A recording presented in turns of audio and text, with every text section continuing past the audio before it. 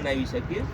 નાની મોટી માણસ છે એટલે નાની મોટી ભૂલ થતી હોય, પણ એને નેગેટિવ રીતે લઈને આપણે કાયમી એને પકડી રાખીએ કે ના આ કાયમી નેગેટિવ છે, અને તો એ રીતે જો ચાલીએ તો એ કાયમી નેગેટિવ આપણું પરસેપ્શન છે.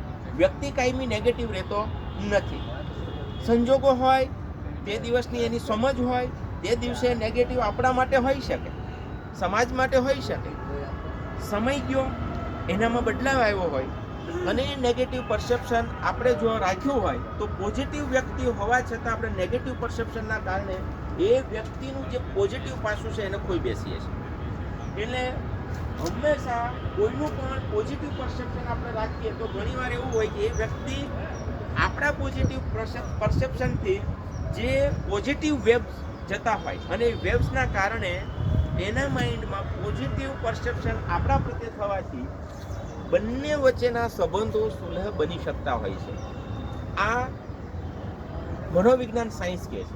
એટલે આવનારા સમયની અંદર હું માનું છું કે આપણે બધા જ આ જે શનિવારનું ઉર્જા બચાવો જે કાર્યક્રમ આપણો છે એની સાથે સાથે એક પોઝિટિવ પરસેપ્શન તરફ જઈએ અને પોઝિટિવ આપણે વિચારો રાખીએ. કોઈ પણ વસ્તુ હોય એને નેગેટિવ ના લઈએ, પોઝિટિવ રીતે લઈએ. પણ એનો અર્થ એવો નથી કે કોઈ ખરાબ કામ કરતું હોય તો એનો વિરોધ ના કરવો. એનો અર્થ એવો નથી. ખરાબ કામ કરતું હોય તો એનો વિરોધ તો કરવો જ. ખરાબ કામ કરતું હોય તો એને અટકાવવા તો જરૂરી છે, પણ કાયમી એના પ્રત્યેનું આપણે નેગેટિવ વલણ રાખી શકીએ નહીં.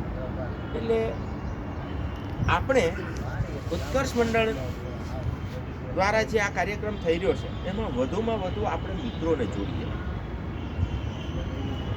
આપણે ધીરે ધીરે આપણા પડોશીને પણ જોડવાની કોશિશ કરીએ, આપણા બીજા મિત્રોને જોડીએ, આપણી સંખ્યામાં વધારો કરીએ. આજે આપણે સિનિયર સિટીઝન ગાર્ડન